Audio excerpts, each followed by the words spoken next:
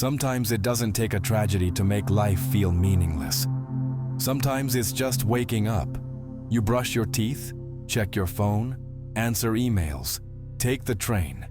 You speak, you nod, you scroll.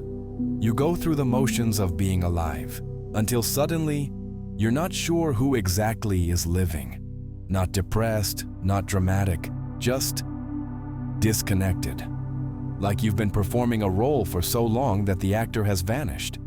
And then comes the question that ruins everything.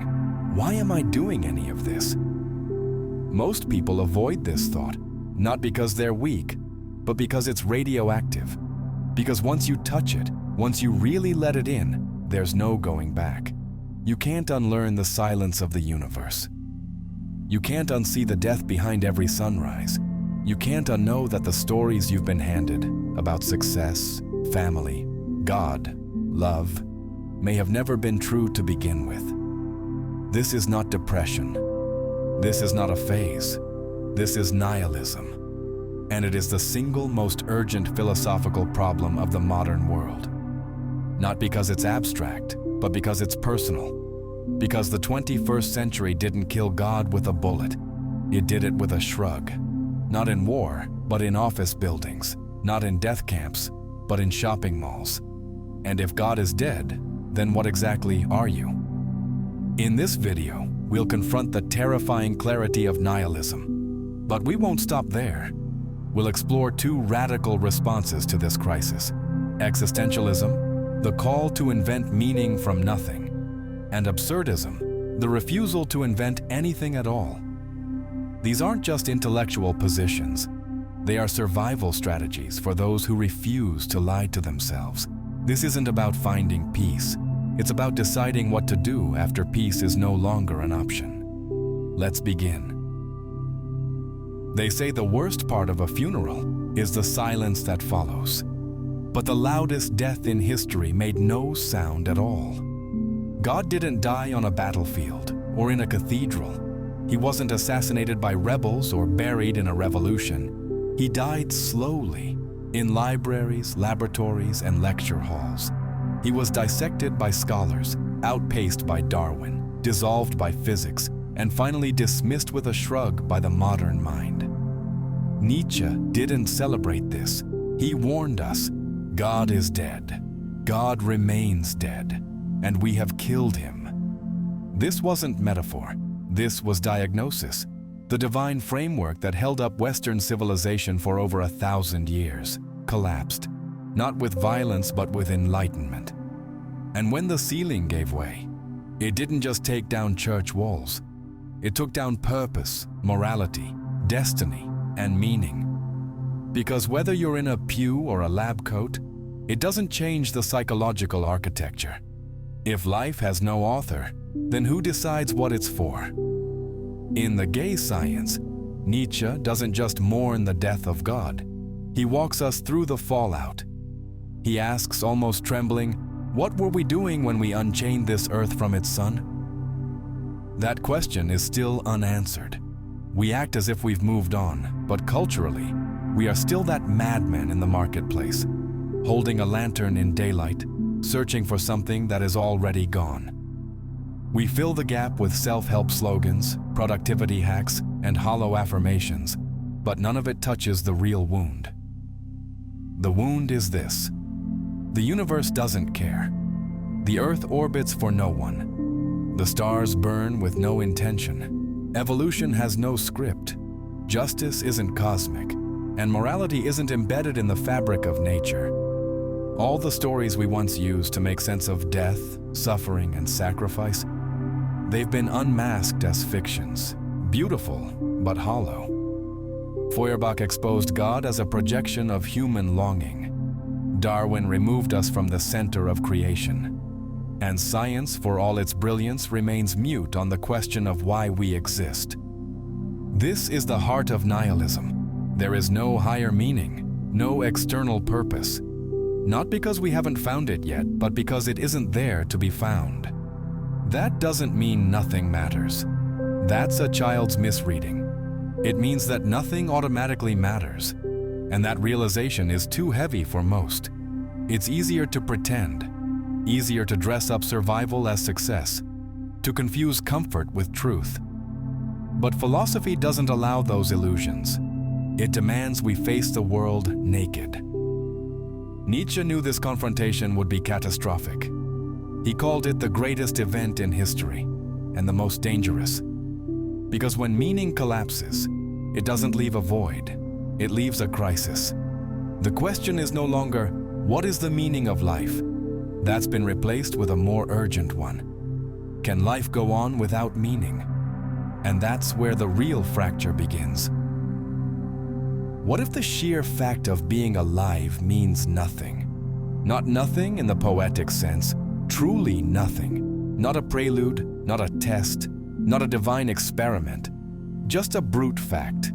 You exist, without reason, without design, without explanation. This is not a crisis for the sentimental. It's a crisis for the rational.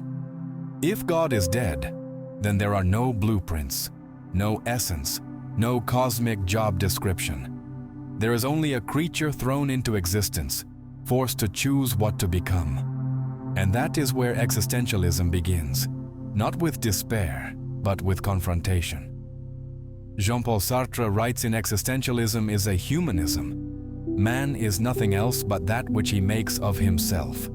It sounds liberating until you grasp its full weight.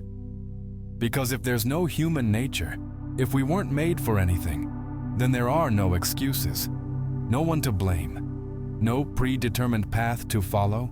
You are what you do, and nothing else. You don't have meaning. You must create it. You don't discover yourself. You choose yourself. And every moment you delay, you are choosing not to choose, which is itself a choice. This is Sartre's radical thesis. Existence precedes essence. In classical philosophy, the essence of a thing defines its function. A knife exists to cut. A heart exists to pump blood. In the theological worldview, man existed to glorify God or to reason in Aristotle, or to prepare for salvation. But remove God, and you remove the essence. You are no longer a thing made for something. You just are. A biological fact, a contingency, a void demanding content. So what happens now? Sartre doesn't flinch. He calls it anguish, the terror of total freedom. Because if nothing is given, then everything is possible, and you alone are responsible for the outcome. There is no divine observer to justify your failure, no nature to fall back on, no final judge but history and your own conscience. Man is condemned to be free, Sartre writes. Condemned, not liberated. Because this freedom is not playful, it is punishing. To be free in an indifferent universe is not romantic. It is terrifying. The existentialist is not a dreamer. He is a realist. He accepts that values are not found. They are made. But they must be made sincerely, lucidly, and without appeal to false authorities. You can't say, I had no choice. You can't say, that's just who I am. Because those are lies that deny your freedom. And there is no room for lies in existentialism. This is where Sartre draws a hard line. Bad faith, mauvaise foi. It is the self-deception we use to avoid the burden of freedom. The waiter who plays the role of waiter so perfectly that he forgets he is a man choosing to play it. The person who says, I can't leave this job, or I have to stay in this marriage, as if fate had shackled them. We are what we do with what they've done to us. Sartre. Existentialism is merciless in its logic. There is no exit from responsibility, not through biology, not through religion, not through culture. You are the author. You are the judge. You are the sentence. The paradox is brutal. The absence of God does not liberate us from morality. It intensifies it. Because now, you must decide what is good. And you must do so knowing it is not eternal, not universal, and not absolute. That is why existentialism is not a philosophy of despair. It is a philosophy of authenticity. To live authentically is not to follow your feelings. It is to choose your actions in full awareness of your freedom and to accept the consequences without excuses. There is no more terrifying freedom than that, and no more honest one. Existentialism doesn't offer comfort. It offers clarity, and that, in a meaningless world, is the rarest form of dignity. You can love your children more than life itself. You can build a career, serve others, dream big, stay honest. And one day, as you sit in traffic or lie awake at 3 a.m., a thought slips in, cold, silent, paralyzing. What was the point of all this? Not because you failed, but because, even in success, something doesn't add up. We give everything to life, and life gives us nothing back, except time passing, bodies aging, and a final silence we don't get to negotiate. This is not depression, it's a confrontation. The confrontation between the human need for meaning and a universe that offers none. Albert Camus gave this tension a name: the absurd. Not absurd like ridiculous, absurd like incompatible. On one side, the human mind, desperately needing order, narrative, justification. On the other, a world that remains stubbornly mute. The absurd is born of this confrontation between the human need and the unreasonable silence of the world. The myth of Sisyphus. Camus doesn't flinch here. He begins with the only honest question philosophy can ask. Is life worth continuing when it has no objective meaning? It's not rhetorical. For Camus, suicide is a serious philosophical problem. Because if we admit there's no ultimate purpose, why not opt out of the game? But instead of retreating, Camus pushes forward into this contradiction. He rejects suicide, not just physical, but philosophical suicide as well. The leap into religious hope, or ideological salvation, or utopian illusions. Any attempt to smuggle meaning back into a meaningless world is, for Camus, dishonest. To hope is to give in to the instinct for escape. There is no fate that cannot be surmounted by scorn. So what remains? A life lived in full awareness of its futility. A rebellion not with weapons but with lucidity. The modern world is filled with philosophical suicides. People lose themselves in work, in nationalism, in cultish optimism, in spiritual bypassing. But the absurdist lives differently.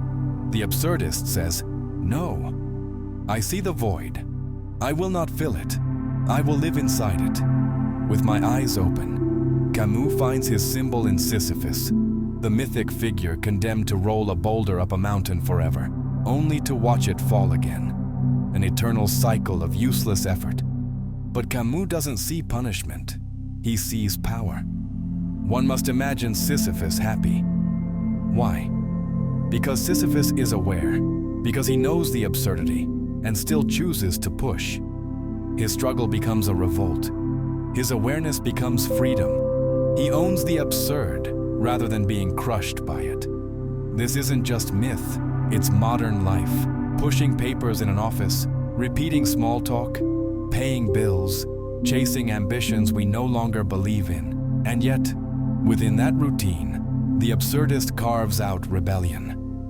Not by quitting, but by refusing illusion. Camus calls it freedom without appeal, to live without rescue, to affirm existence not because it has meaning, but in spite of its absence.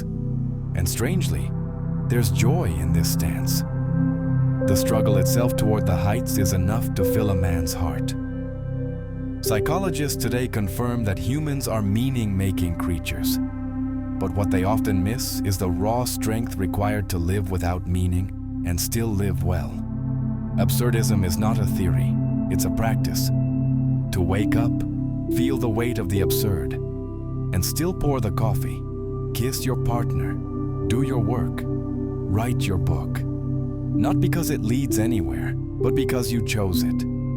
Absurdism doesn't ask you to hope, it asks you to resist, gently, daily, with your eyes open. Not to be saved, but to remain fully, defiantly alive.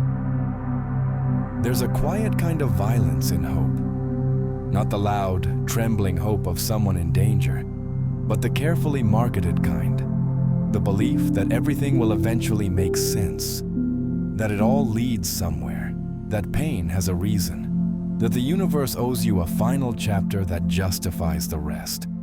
That belief might be more dangerous than despair. Existentialism and absurdism both begin at the same brutal starting point. There is no inherent meaning, but from there they part ways. And that split is not theoretical. It's existential. It's how you choose to live today. Sartre says we are condemned to be free, that we must create meaning. That authenticity lies in taking full responsibility for our choices and building value from within, even in a world stripped of higher purpose. Camus calls this move a betrayal. He sees Sartre's project not as heroic, but evasive. To Camus, inventing meaning where there is none is simply dressing up the absurd in a different uniform. It's building a castle in the fog and pretending it has foundations. He calls it deifying what crushes us, a final retreat into illusion under the mask of freedom. And yet, Sartre would argue, even choosing not to create meaning is still a choice. Refusal is a form of engagement. So the absurdist cannot escape the very freedom he criticizes. This is the paradox. This is the war. To create meaning is to affirm the lie. To refuse meaning is to live inside the void. But refusing to choose is not possible. So what then is more honest? Consider this. The existentialist wakes up and says, I will write my own law. The absurdist wakes up and says, there is no law, and I will not pretend. One is Prometheus, stealing fire to light the darkness. The other is Sisyphus, pushing the stone without pretending it's a mission. Which one lives more truthfully? In the myth of Sisyphus, Camus writes, to abolish conscious revolt is to elude the problem. The theme of permanent revolution is thus carried into individual experience. He is not interested in resolution. He wants rebellion. Not a rebellion that seeks power or reward, but one that burns purely for its own sake.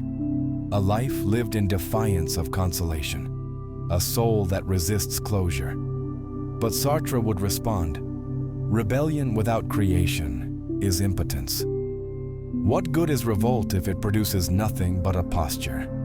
So here is the question that splits them. Is it more authentic to create your own values, or to refuse to believe in value at all? And this is where philosophy meets blood, because we are not talking about abstractions. We are talking about how to live when your child dies, when your love leaves, when your God disappears, when the narrative falls apart and there is no one coming to explain why. The existentialist builds a new meaning in the ruins. The absurdist refuses to pretend the ruins were ever part of a plan. Both are acts of courage, but only one lets go of the need to make it all make sense.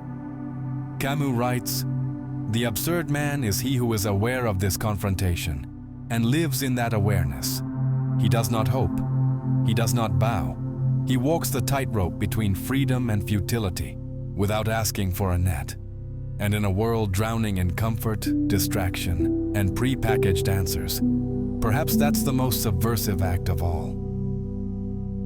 There is no meaning waiting for you, not in the sky, not in your DNA, not in history. The only thing that waits is silence. We began with the death of God, not as theology, but as fact. A civilization stripped of its metaphysical spine, left standing in a storm it cannot name. From that collapse, nihilism emerged, not as a choice, but as a consequence. Then came the responses. Existentialism offered defiance through creation. Make meaning, take responsibility, live as your own law. Absurdism offered resistance through lucidity. Refuse illusion, embrace contradiction, rebel without appeal. Each path is sincere, each path is demanding. But what unites them, and what must not be forgotten, is that meaninglessness is not a flaw to fix. It is the condition of being conscious in a world that does not care. You can write your story, or you can burn the page. You can build temples of value, or you can refuse the blueprint.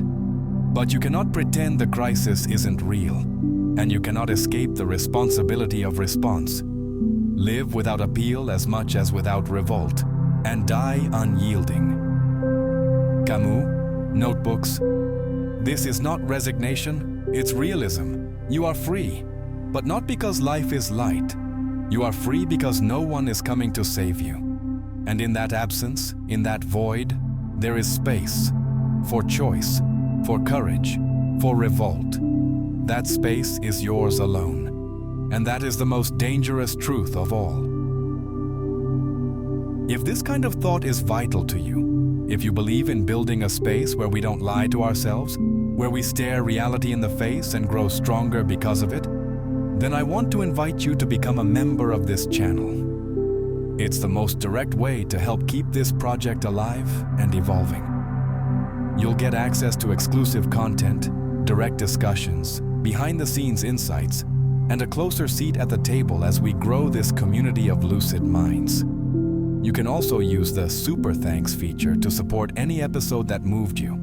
Every gesture helps. Every voice here matters. To those who are already members, thank you. You're the foundation of this space. You've helped build something rare, and I don't take that lightly. And if you simply watch, comment, or share, know that your presence means something, that you are part of this. Not a passive viewer, but a mind in motion, a co-creator of this strange, necessary project. We are not here to sell hope. We are here to face truth, together. And that, in a world of noise and more noise, is already something sacred. Thank you for being part of it.